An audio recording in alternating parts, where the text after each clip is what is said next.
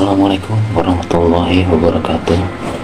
Siaran horor kembali mengudara untuk memberikan rasa takut dan kengerian yang menemani aktivitas Anda. Jika kalian menyukai cerita-cerita yang kami sajikan, semoga kalian berkenan untuk memberikan like, komen, dan subscribe, karena dukungan dan masukan dari kalian akan sangat berharga bagi kami. Selamat mendengarkan. Pemuda yang hanya tinggal sendiri itu terus saja berjalan menuruni gunung untuk mencari bantuan. Tapi ia tak pernah menyadari apa yang sebenarnya tengah dia alami dan mengapa hanya dirinya lah yang selamat. Setelah semua teman-temannya secara tiba-tiba saja menghilang, apakah semua ada kaitannya dengan pohon aneh itu? Atau ada hal mengerikan lain yang masih tersembunyi? Langkahku terus menyusuri terjalnya jalur gunung ini, tapi entah kenapa, rasanya sudah berjam-jam aku berjalan. Tapi tampaknya tak ada yang berbeda dari pemandangan sekitar yang telah aku lewati. Entah perasaanku saja, atau ini memang benar terjadi. Pohon ini lagi, dan aku selalu kembali ke tempat di mana tendaku berada. Entah sudah berapa kali aku melewatinya. Sepertinya aku hanya berputar-putar sejak siang tadi. Saat mendaki gunung, hal seperti ini sebenarnya acap kali terjadi. Tapi tak pernah sebelumnya aku tersesat selama ini. Apa karena ini pertama kalinya aku mendaki gunung ini? Entahlah. Hingga senja pun kembali tampak di hadapanku. Rasanya seperti dejavu. Sepertinya aku baru kemarin tiba di sini bersama teman-temanku di tempat ini. Sekarang hal yang sama kembali keulang. Aku duduk di bawah pohon yang kuanggap aneh ini. Lalu kusandarkan tubuhku pada pohon ini. Lagi, kuulangi hal yang sama dengan memandangi langit jingga di senja hari. Hingga tanpa terasa, air mataku menetes, mengenang nasib teman-temanku yang entah kini berada di mana. Dan tanpa memungkiri, rasa takut terus merasuki hatiku. Dani, Erwin, Fikri, Riko, kalian ada di mana? Aku sudah lelah mencari kalian. Aku pun tidak bisa menemukan jalan untuk menuruni gunung ini. Tolong, jika ini permainan kalian, sudahilah, aku sudah lelah. Tapi jika sesuatu yang ganjil terjadi pada kalian, berilah aku sebuah petunjuk, agar setidaknya aku bisa memikirkan aku harus berbuat apa. Tak terasa mataku perlahan terpejam, karena rasa letih yang sangat menjangkiti seluruh tubuh dan pikiranku.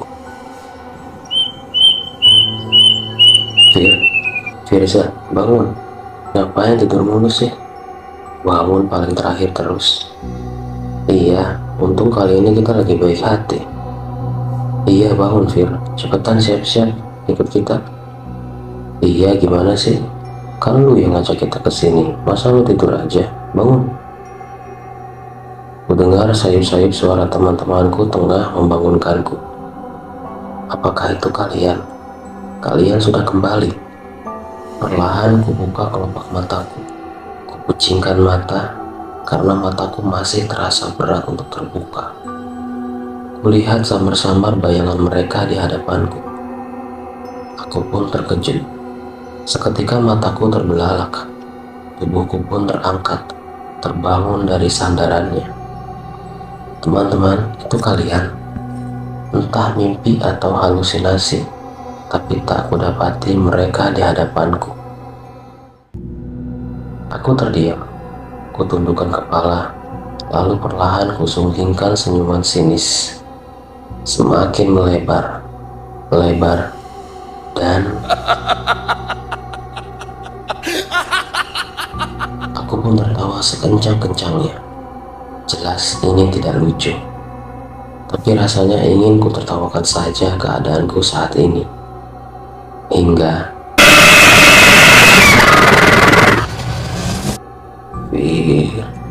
Firza, mati, kami pohon mati, mati. Mulut kembali kututup rapat, dan aku kembali terdiam. Kudengar lagi suara aneh dari seseorang, tapi kata-katanya terdengar mengerikan, dan rangkaian kata tak teratur. Tidak, suaranya pun tidak hanya satu, tapi seperti suara beberapa orang. Dan suara mereka pun sama seperti suara teman-temanku sebelumnya. Seketika aku berdiri menoleh ke kanan dan ke kiri. Mataku bergerilya menatap setiap sudut hutan di sekitarku, mencari sumber dari suara itu, tapi tak kutemukan. Lalu ku coba melangkah berkeliling mencarinya. Nihil, tak kutemukan juga. Suara itu pun tak lagi terdengar, hanya sekali. Tapi aku yakin, barusan aku mendengarnya. Suara itu terdengar jauh, tapi rasanya dekat. Dan terdengar dekat, tapi rasanya jauh. Tak kudapati apa yang ku cari. Tanpa aku sadari, langit malam telah menyelimuti di hari ini. Senja pun terasa tak indah lagi. Aku mulai bosan akan hadirnya. Bahkan rasanya aku tak ingin melihatnya. Hingga tiba-tiba suara gemuruh bak tanah longsor terdengar dan tanah yang berguncang seperti gempa bumi terjadi. Tidak lama kemudian, suasana hening kembali. Aku pun terkejut. Apakah gunung ini akan meletus? Tapi itu tidak terjadi. Tapi rasanya gunung ini seperti tengah bergerak tadi. Ya Tuhan, gunung apa sebenarnya ini? Keanehan terus saja terjadi. Bahkan tanpa kusadari, keanehan itu sudah ada saat pertama aku mengetahuinya dari situs ini. Bodohnya aku tak menyadari, dan kini aku terjebak di sini. Apakah ini hanya halusinasiku saja? Apakah sebenarnya aku tidak pernah ke sini? Apakah aku sedang bermimpi, berhayal, melamun atau semacamnya? Apakah gunung ini nyata? Tapi jelas aku berada di sini. Orang-orang itu yang kutanah di jalan dan tidak mengetahui adanya gunung ini. Padahal jelas-jelas maps menunjukkan kendaraan kami menuju gunung ini. Atau apakah gunung ini tak kasat mata? Tapi kenapa hanya kami yang mengetahuinya? Apakah kami sudah dipilih? Apakah ini gunung gaib? Apakah aku sedang terjebak di dunia gaib? Apakah gunung ini terus bergerak? Apakah karena itu gunung ini disebut Gunung Lempang? Tapi dari mana nama itu didapat? Sedangkan orang-orang tidak mengetahuinya. Atau apakah ia menamai dirinya sendiri? Apakah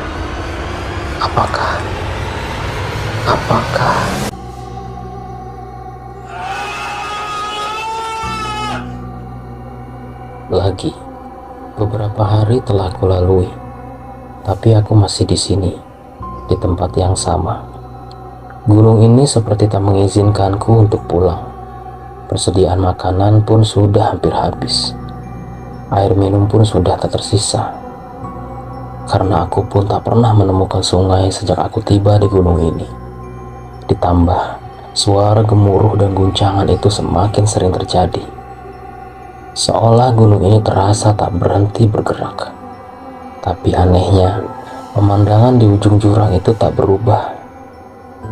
Tapi aku sadar betul bahwa gunung ini seperti memiliki kaki yang perlahan terus saja bergerak.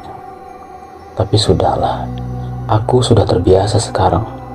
Mungkin halusinasiku lagi. Tenang, karena sebentar lagi aku akan kehilangan akal sehatku dan hampa. Rasanya seperti tidak hidup, tapi tidak juga mati. Aku tak sanggup lagi menahan tubuhku yang bahkan mulai kehilangan beratnya. Aku pun masuk ke dalam tenda dan membaringkan tubuh. hingga di ujung sadarku. Firza, Firza. Lagi-lagi, aku mendengar suara orang yang memanggilku berkali-kali, tak seperti sebelumnya. Mungkin itu panggilan kematian. Akhirnya, ajalku sudah dekat, dan malaikat maut akan mencabut nyawaku. Sudahlah, datang saja, tak usah sungkan. Jika mau mencabutnya, cabut saja. Aku tak lagi peduli, pikirku dangkal.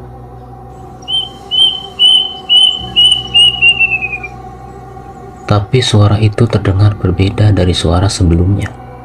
Suara seorang lelaki yang terdengar lembut, namun berwibawa, berulang-ulang, hingga beberapa kali terdengar. Aku pun teringat sesuatu. Suara itu, aku seperti mengenalnya. Suara itu tidak asing, tapi siapa? Aku mencoba mengingat-ingat pemilik suara yang mungkin kukenal itu, hingga dalam lamunku. Seraut wajah yang tampak menempel dari luar tenda, sehingga menyembul ke bagian dalam tenda. Sontak aku pun terkejut. Tak lama, wajah itu pun menghilang. Aku pun syok dibuatnya. Jantungku berdebar sangat cepat. Wajah siapa itu? Hei kalian, jangan main-main. Jangan terus menjahiliku sampai seperti ini. Ini tak lagi lucu. Aku sudah tersiksa karena kejahilan kalian. Jika kalian memang sahabatku, keluarlah dan minta maaflah kepadaku atas kejahilan kalian. Atau kalau tidak apa?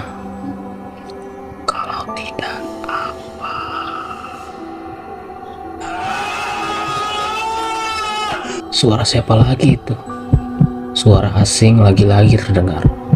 Kali ini suara itu benar-benar dekat, bahkan seolah seperti berbisik di telingaku.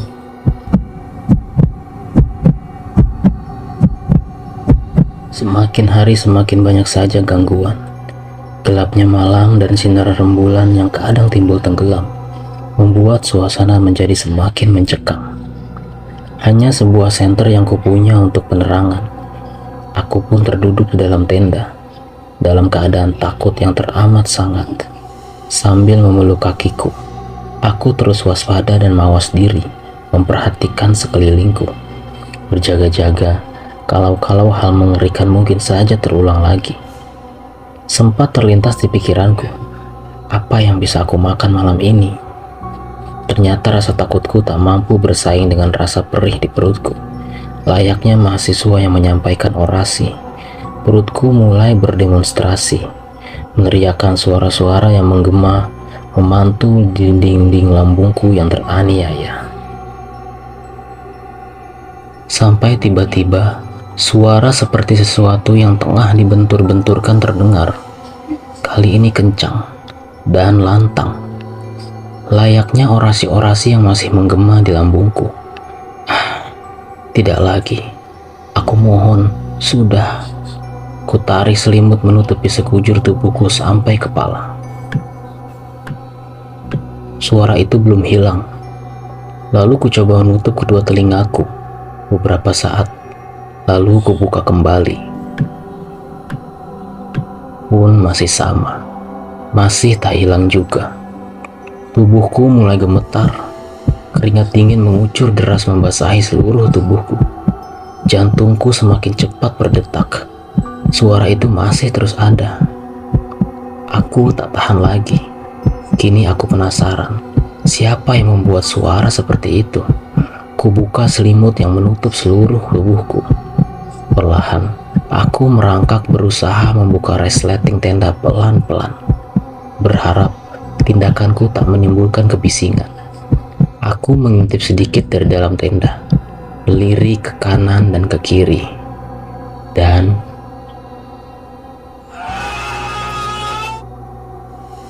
sebuah bola mata yang bulat besar dan berwarna kemerahan juga seperti tampak tengah mengintipku dari luar.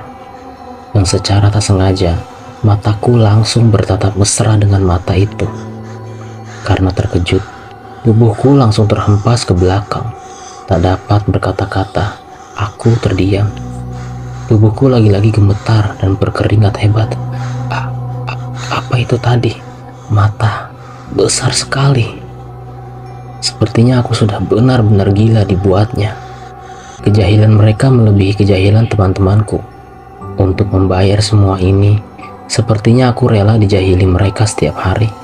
Entah kenapa di tengah rasa takut ini, seketika rasa rindu akan teman-temanku hadir merasuk ke dalam relung hatiku. Aku kira itulah makhluk yang menimbulkan kegaduhan tadi. Tapi sepertinya bukan. Suara itu masih ada. Ini belum selesai. Lagi, kupaksakan diri untuk melihat keluar. Tapi kali ini aku tidak berani mengintip. Kubuka setengah bagian tenda. Tampaknya aman. Tidak ada jump scare seperti tadi. Sampai ketika mataku terarah menuju pohon aneh itu, aku seperti melihat bayangan hitam di kegelapan. Terlihat samar, seperti seseorang yang tampak tengah membentur-benturkan kepalanya ke pohon itu terus-menerus berulang-ulang. Itu manusia atau bukan? Aku takut, tapi rasa penasaranku lebih besar. Akhirnya aku mencoba melangkah keluar sambil menengok ke kanan dan ke kiri. Saat ku rasa aman, ku lanjutkan langkah kakiku seterusnya. Semakin ku mendekati pohon itu, suara pukulan itu semakin keras terdengar. Hanya berjarak sekitar setengah meter dari keberadaan makhluk di pohon itu. Hei, siapa kamu? Sedang apa kamu di situ? Dari tadi suara gaduhmu itu mengganggu istirahatku. Suara itu menghilang. Ia menghentikan aktivitasnya. Tapi makhluk itu masih berdiri mematung di tempat yang sama, sambil tertunduk dan seperti tetesan darah yang terus mengucur dari dahinya terlihat. Hingga aku pun menelan ludah yang sudah mengumpul di dalam mulutku. Memberanikan diri, aku lupa membawa senterku, jadi aku berusaha lebih mendekat ke arah makhluk itu. Dan ia masih tak bergeming. Belum sempat ku benar-benar dekat dengannya, tiba-tiba cahaya rembulan menyinari makhluk itu berada, dan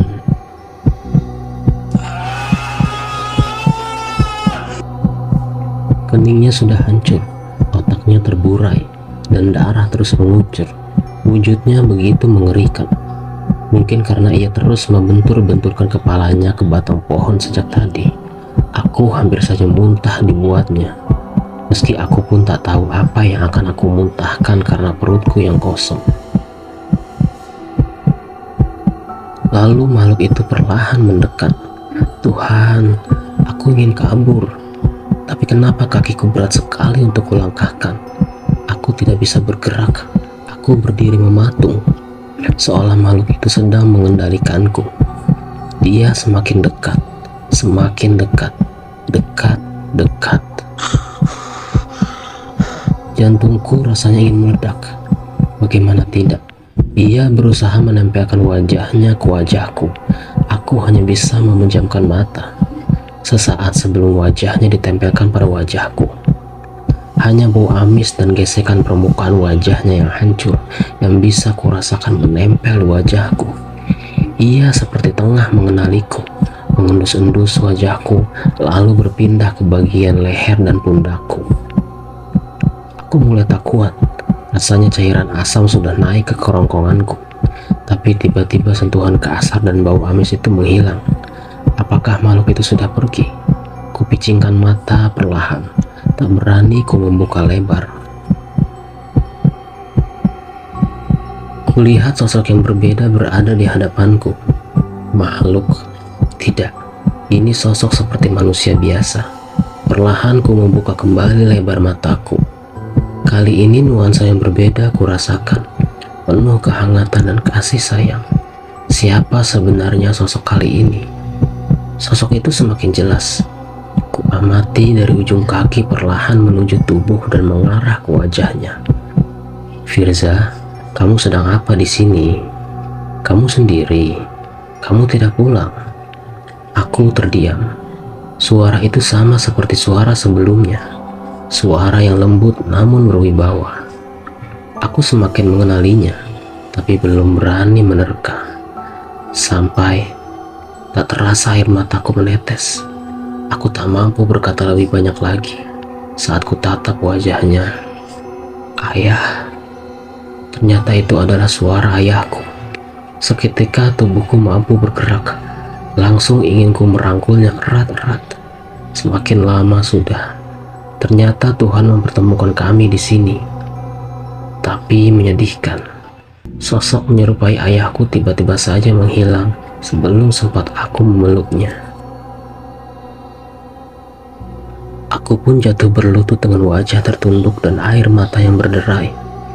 Ayah, benarkah itu dirimu? Aku rindu ayah. Aku rindu. Ayah kenapa tak pernah lagi kembali? Bahkan ayah belum sempat mengucapkan selamat atas gunung pertama yang berhasil kudaki dulu. Lihat ayah, sekarang aku sudah menjadi hebat seperti ayah. Ayah bangga kan? Tapi sekarang aku sedang berada di sini ya. Aku terjebak di gunung ini. Apakah ini yang ayah alami dulu? Tolong aku ya, tolong aku.